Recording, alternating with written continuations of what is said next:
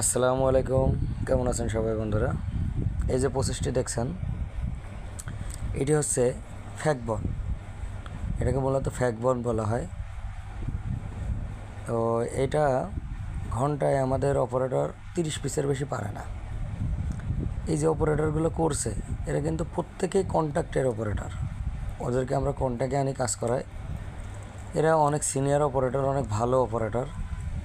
কিন্তু এরাও এই যে ফ্যাকবনে দেখেন নিচে পট্টি দেবে, এই যে পট্টি দিচ্ছে দেখুন, এই যে পট্টি দিল। এই পট্টিটা সব থেকে বড় ঝামেলা।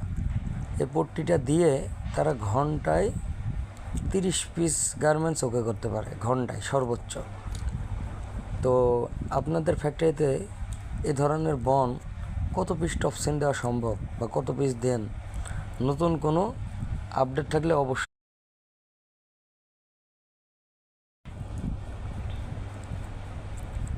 একবার